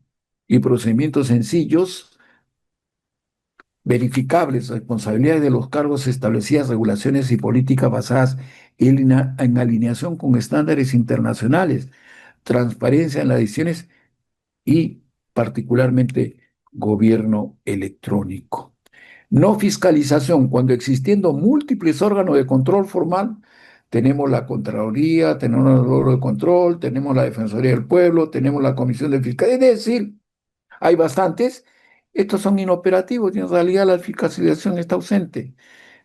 ¿Cómo combatirlo? Debemos establecer el escrutinio ciudadano a través de gobierno abierto y supervisión continua, hacer participar al ciudadano y manejar denuncias, incrementar la rendición de cuentas para fortalecer las principales instituciones responsables de la agenda de integridad. Y tenemos también el asunto de impunidad, ¿no? Cuando los corruptos no son castigados, todos vemos que no pasa nada, son un mal ejemplo de cómo se enriquecen rápidamente. ¿Ok? Entonces, ahí también tenemos nosotros que actuar. Y hay que establecer las reglas y las consecuencias. La regla y las consecuencias es bien sencilla, ¿no? Desempeños buenos se estimulan y premian. Desempeños corruptos se penalizan y sancionan con efectividad real y evidente. Esta regla de las consecuencias usted la puede aplicar hasta en su casa, ¿no? Si, por ejemplo, su hijo se comporta mal continuamente y usted no le dice nada, él va a seguir haciéndolo porque no hay consecuencias. Pero si usted le pone un párale y lo castiga, el castigo no tiene que ser físico, ¿ah? Yo recuerdo cuando mi hijo estaba joven en la secundaria, una vez mi esposa me enteró con la noticia que se había consumido casi, pues, llamadas telefónicas como 1.200 soles. En ese tiempo no había tanto el celular, sino el teléfono fijo. Y mi esposa me decía, pues, castígalo, sanciónalo, dale su chicotada, etc. Le dije, no, déjame ver. Entonces hablé con él y me dijo sí que él había sido, pero que no se había dado cuenta. Entonces le dije, pero tú eres responsable. Entonces tiene que haber un castigo, hijo, le dije. Y el castigo va a ser, ¿te gusta salir los sábados a tocar guitarra con tus amigos, no? A partir de ahora no sales. Estás castigado hasta que levantemos la sanción. Yo me acuerdo que era sábado y mi hijo parecía una rata dando vuelta en su cuarto. No sabía qué hacer, estaba desesperado. Ya pasó una semana, llegó un día que yo me acuerdo que estaba trabajando hasta de madrugada, ¿no? Me levanté temprano porque tenía que hacer un informe y de repente mi hijo me agarra por el hombro y me dice, papá, ¿te sirvo el desayuno? Ah, bueno, le dije, me sirvió el desayuno y conversamos ahí. Y lo que me dijo fue bien sencillo. Papá, me he dado cuenta de que tú tienes razón, tú y mi mamá. Les pido disculpas. Mi castigo está bien merecido. No voy a volver a gastar tanto en teléfono, voy a medirme mucho.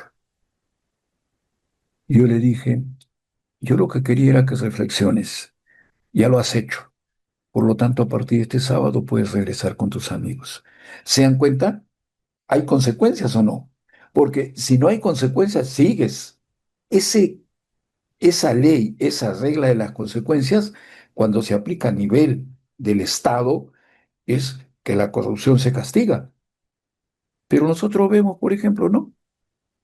Todo el mundo sabe que el expresidente Fujimori se llevó plata en lingotes de oro a través de su cuñado a Japón. ¿Pero ha habido algún castigo? Ninguno. Lo castigaron por otras cosas, algo más, le perdonaron, ¿no? Vemos también que hay otras personas que no son sancionadas, que cometen corrupción y media, pero no se les sanciona. Entonces, cuando no hay consecuencias, hay mayor corrupción. La consecuencia es un combustible para que avance la corrupción. ¿Ok? Bueno, ahí tienen ustedes pues la fórmula sintética. Monopolio de credencial, no fiscalización, impunidad igual corrupción. Y acá está lo que ya hemos explicado, ¿no? Por ejemplo, impunidad, establecer las reglas, las consecuencias. Desempeños buenos se estimulan y premian. Desempeños malos se penalizan, pero sancionan con efectividad. Mm. Entonces, la corrupción sí se puede combatir, pero el trasfondo está en la cultura, ¿no? Esto es la parte administrativa de operación, pero el trasfondo es la cultura. Una sociedad que crezca con valores, con principios, que nos den en las escuelas, en la familia. ¿Dónde aprendemos valores? En la casa. Mi madre siempre nos decía, no, hay que vivir del trabajo. Y cuando trabajaba ella duro y nosotros le ayudábamos, me llamaba y me decía, corre, cómprate un pollito, cuando el pollo a la brasa era carísimo y era un lujo. Y traía el pollo a comernos en la casa. Y mis padres decían, este es producto de nuestro trabajo en buena hora. Bueno, yo les agradezco la atención, no sé si hay...